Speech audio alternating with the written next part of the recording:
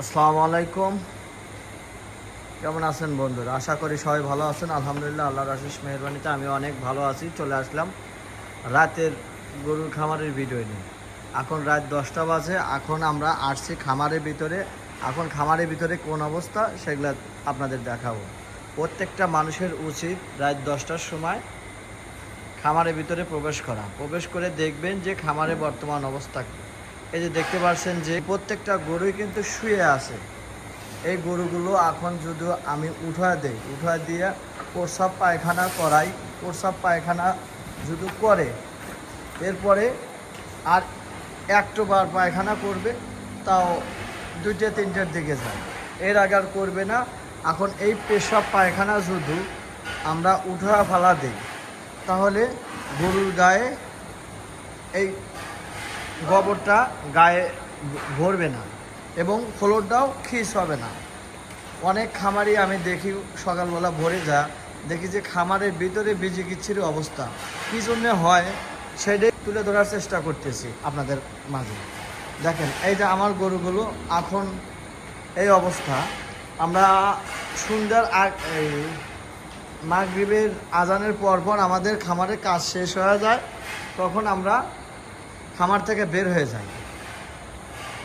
মাগরিবের পর থেকে আমরা খামারে আর ঢুকি না। গরুগুলো সাথে সাথে শুয়ে পড়ে, রেস্ট নেয়। এই যে ওঠার আশা দেখেই যে 2-4টা গরু পায়খানা প্রস্রাব করছে। এখন সবগুলো গরু যদি আমি তুলে দিয়ে প্রস্রাব পায়খানা করাই তাহলে এই বিজিকিচ্ছিরিটা হবে না, দুর্গন্ধ হবে না। তো প্রিয় দর্শক, আশা করি বুঝতে পারছেন।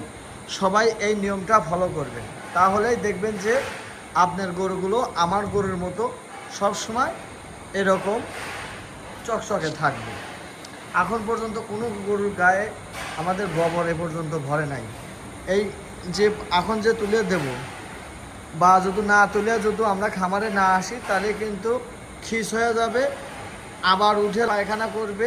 দেখবেন যে পরবর্তী যখন শুবে তখন গরুগুলোর গায়ে নোংরা ভরে যাবে। তাই আমরা এই টাইমে রেগুলারই আসি, এসে গরুগুলো আমরা শোয়া থাকা অবস্থায় দেখি, আমরা আদর করে তুলে দিয়ে দিই। মনে করেন যারা পায়খানা পেশাব করবে, আমরা এই পায়খানা পেশাবটা আমরা ফেলে দেবো বা উঠে আনবো। দেখ ওটা ওটা ওটা ওটা ওটা ওটা ওটা প্রত্যেকটা গরুই আমরা এখন তুলে দেবো। তুলে প্রত্যেকটা গরুই আমরা প্রস্রাব পায়খানা করা, তারপরে খামার থেকে বের হয়ে যাবো। তাই সর। তো প্রিয় দর্শক বা প্রিয় বন্ধুরা, অবশ্যই এরকম যাদের খামারটা অপরিষ্কার থাকে, মানে নোংরা থাকে, তাদের জন্যই কিন্তু এই ভিডিওটা। এই পদ্ধতি যদি আপনারা ব্যবহার করেন তাহলে আপনার খামারটা পরিষ্কার থাকবে, গরুগুলোও পরিষ্কার থাকবে ইনশাআল্লাহ। তো ভালো থাকবেন, সবার জন্য শুভকামনা রইল। শুভরাত্রি, আল্লাহ হাফেজ, আসসালামু আলাইকুম। ভালো থাকবেন সবাই। খামারের প্রতি যত্ন নেবেন, আপনাদের শরীরের প্রতি যত্ন নেবেন এবং ব্যবসাকে কোনো সময় অবহেলা রাখবেন না।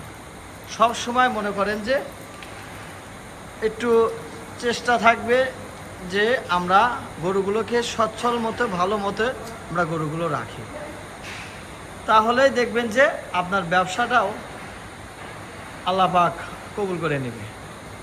যেহেতু এটা ব্যবসা, এই জন্যই কথাগুলো বললাম। তো ভালো থাকবেন সবাই। আসসালামু আলাইকুম, শুভরাত্রি।